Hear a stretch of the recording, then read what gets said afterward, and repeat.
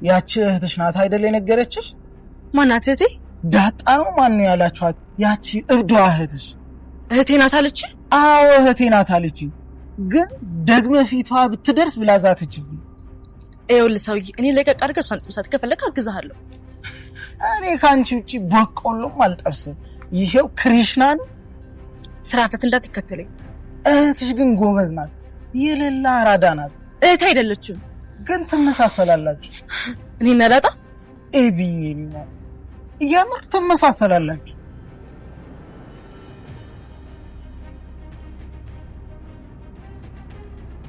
ግን ውሃ ምጥንም አንድም የአይኪው ጥያቄ አልመለሱ። ሁለቱም እኮ ያው ናቸው። ይኸውልህ ውሃ ምጥንም ጭምር ቺል እያደረገቻት እንግሊዘኛ ሊያስተምር የመጣውን ፈረንጅ ልክ አማርኛ እንዳስተማረ አበሻ ውሃ ምጥንን እኮ ወደ ራሷ ቀይራታለች። ብቻ እስኪ ይኸውልህ ናታ አንተም አንዳንድ ጥያቄዎችን ጠይቃት። አሁን ደግሞ ሳይካትሪስት እየተከታተላት ስለሆነ በቅርቡ ትሻሻላለች ብዬ አስባለሁ። ያው ደስ ነው የምትለው። አዎ ጣፋጭ ናት። ግን እስከ መቼ ልጅ ሆና ትኖራለች እንዴ? ዳጣም እኮ አለችላት እዚህ ከቆየች። ዳጣ እዚህ ናት፣ የትም አትሄድም። ግን እንዴት እዚህ ከቆየች አልከኝ? አይ ምንም አባይ የምለው ሰላም ስለ ዳጣ ጠይቃ ታውቃለች? አዎ ብዙ ጊዜ ትጠይቀኛለች። ምን እያለች? እሷን ጠይቃት ነው የምትለኝ። ሲመስለኝ ዳጣ መቀለድ እንጂ ቁም ነገር የምታወራ ይመስለኝ። ሰላም ደግሞ ስለ ዳጣ በጣም ነው ማወቅ የምትፈልግ። ቆይ ምን ጠይቅልኝ ብላ ታውቃለች? የት እንደተወለደች፣ ስለ እናቷ፣ ስለ አባቷ፣ በቃ ስለ ሁሉም ነገር ነው ጠይቃት የምትለኝ። እውነትህ ነው? አዎ አባይ አውቃታለች ማለት ነው። ምኑን ያወቅሽ?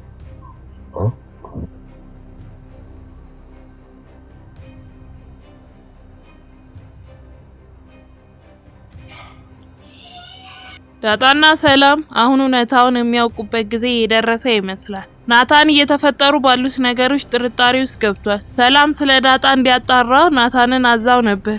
እሱም ሳይሰለች ዳጣን ደጋግሞ ጠይቋት ስለ አስተዳደጓ ድሬዳዋ እንደማታውቃትና አዲስ አበባ ውስጥ ተወልዳ እንዳደገች እናም ሲሳይ የሚባል ሰው እንደማታውቅ ሁሉም የፈጠራ ታሪክ እንደሆነ የቀረውን ታሪኳን በሌላ ጊዜ እንደምትነግረው ቃል ገብታለት ይህንንም ለማንም እንዳይናገር በሚስጥር እንዲይዛት አስጠነቅቋለች። ነገር ግን ናታን በሐሳቡ አልተስማማም ነበር። ለሁሉም ባይነግራቸው ለሰላም ግን ስለሷ በጣም ማወቅ ስለምትፈልግ እንደሚነግራት ይነግራታል። ከዛም በኋላ ነው ናታንና ደሪ መኪና ውስጥ ተገናኝተው ሲያወሩ ናታን ሰላም ስለ ዳጣ አስተዳደግና ቤተሰብ ማወቅ እንደምትፈልግ ይነገራል። ደረጀ ይህንን ሲሰማ በጣም ተደናግጦ ያመልጠውና አውቃለች ማለት ነው ብሎ ናታንን ይጠይቀዋል። ከአፉ ማመለጠው ጥያቄ የበለጠ የተደናገጠው ደረጀ ናታንን መኪና ውስጥ ጥሎት ይወርዳል። ናታን እጅግ በጣም ጥሩና አስተዋይ ልጅ ነው። ደረጀና ዳጣ ደብቀው ስለያዙት ሚስጥር ቢያውቅ እንኳን አሳልፎ የሚሰጣቸው አይነት ሰው አይደለም። ነገር ግን ከዚህ ውጪ ሌላ የተፈጠረ ችግር አለ። አቢጌል በድጋሚ ዳጣ የደረጀ ልጅ እንደሆነች ጥርጣሬ ውስጥ ገብታለች።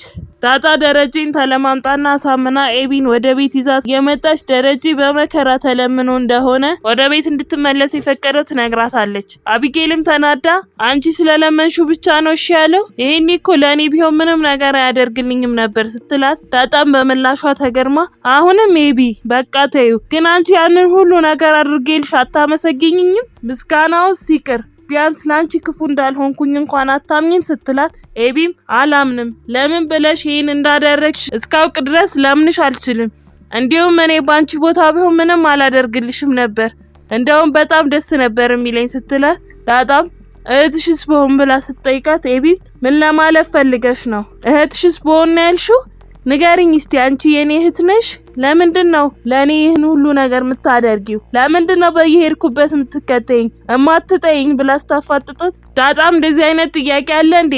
እህት ስልሽ እኮ በእናት በአባት አይደለም ትላታለች። ኤቢም ቀጥላ የሆነ ነገርማ አለ ያለ ምክንያት አባዬ ላንቺ ሁሉ ነገር አያደርግልሽም፣ አባዬ ብለሽ ስትጠሪውም ሰምቻለሁ፣ የሆነ ነገር አላችሁ ስትላት ዳጣም አንቺ ግን በጣም ትገርሚያለሽ፣ ያንን ሁሉ ነገር አድርጌልሽ አሁን እንደዚህ ትያለሽ?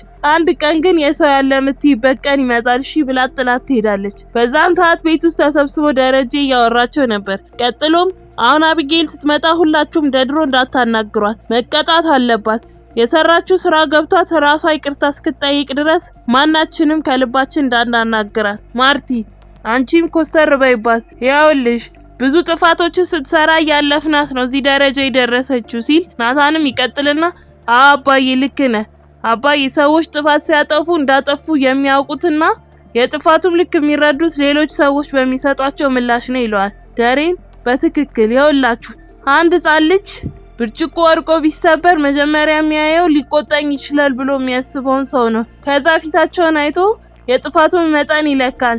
ኤቢም የጥፋቷን ልክ ትገነዘብ ዘንድ እንደተቀየምናት ልታውቅ ይገባል። ይህንን ጉዳይም ለሰላም ንገሯት ሲል ማርታም ስለሷ አታስብ። አሁን ላይ ሰላም ከታችኛው ክፍል መውጣት ለራሱ ከብዷታል።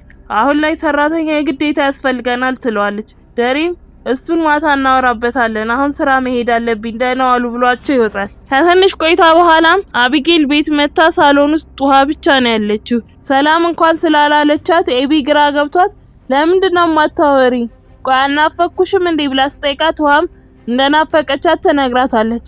ኤቢም ቀጥላ እና ለምንድነው ያላቀፍሽ ስመጣ ብላ ስትላት ውሃም አላቅፍሽም ቀድመሽ አንቺ ይቅርታ ጠይቂ ከዛ ነው ማቅፍሽ ትላታለች። ኤቢም ቀጥላ እኔ ነኝ አንቺን ይቅርታም ጠይቅሽ ቆይ ማን ነው እንደዛ ባያት ያለሽ ብላ ስትጠይቃት ውሃም እንደውም ታየው ሳላስበው ነው ያወራውሽ ትላትና ተነስታ ጥላት ትሄዳለች።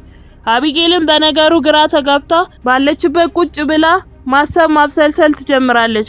በዛን ሰዓት ናታን ክፍል ውስጥ ከዳጣ ጋር ቁጭ ብለው እያወሩ ነበር። ናታንም ቀጥሎ ግን የምር ሰው እየታገላት ነው የደረስሽው ብሎ ሲጠይቃት ዳጣ አዎ እባክህ አንዱ ሞቅ ያለው ፋራ እጇን እያጠመዘዘ እያንገላታት ሲያናዝዛት ነው የደረስኩት ትለዋለች። ናታንም ጀግና እኮ ነሽ የምር ግን አንቺ ወንድ ነበር መሆን የነበረብሽ ሲላት ዳጣም አንተ ከሚያነብ ሰው የማይጠበቅ የተሳሳተ ንግግር ነው ያደረከው። ሴትን ፈሪ ያደረጋት ማን ነው? እንደናንተ እኮ መጨከን እንችላለን። ሴትን እንደ ፈሪ ማሰብ የለባችሁም። ሴት ልጅ አዛኝ ስለሆነች ነው ትለዋለች። በዛን ሰዓትም ኤቢ በሩን ከፍታ ወደ ውስጥ ትገባለች። ዳጣም ተነስታ ትወጣለች። ኤቢም እንዴት ነህ ስትለው ናታን ዝም ብሏት መጽሐፉን ማንበብ ይቀጥላል። እሷም ተናዳ ቆይ ምን ሆናችሁ ነው ሁላችሁም ፊታችሁን አዙራችሁብኛል ስትለው ናታንም እኔ አላዞርኩብሽም ግን ምናልባት ስላጠፋሽ ይሆናል ሲላት ኤቢም እና ተነጋግራችሁ ነው የዘጋችሁኝ ትለዋለች። ናታንም እሱን ታዩና ክፍሌም ልታደርጊ ነው የመጣሽው ይላታል። ኤቢም ልታወራው ፈልጋ እንደሆነ ትነግረዋለች። ናታንም አሁን ማውራት አልችልም ላነብ ስለሆነ ክፍሌን ለቀሽ ውጪ ይላታል። ኤቢም ተናዳ ከፈለጋችሁ አመቱን ሙሉ መዘጋት ትችላላችሁ እሺ ብለው ትወጣለች። ወደ ሳሎን ስትሄድም እናቷ ማርታ ከስራ ስትመጣ ታገኛታለች። እሷንም ልታወራት ሰላም ልትላት ብትሞክርም ፍቃደኛ አልነበረችም። ኤቢም ቀጥላ ማይ ቆይ አንቺ ማኮረፍሽ ውሃ ራሱ እኮ ሙሉ ቀን አኩርፋ ሳታወራኝ ነው ያለችው። ዳጣም ናታንም አኩርፈውኛል ለአባዬ ስደውል ራሱ ስልክ አያነሳልኝም ስትላት ማርታም ጥሩ ነዋ ታዲያ እኔ እስከ ውሃ በምን አንሳለሁ ትላትና ጥላት ወደ መኝታ ቤት ትሄዳለች። አቢጌልም ተከትላት ትሄድና ማሚ የጫማሽን አውልቄ እግርሽን ልጠብሽ ስትላት ማርታ ግን ፍቃደኛ አልነበረች።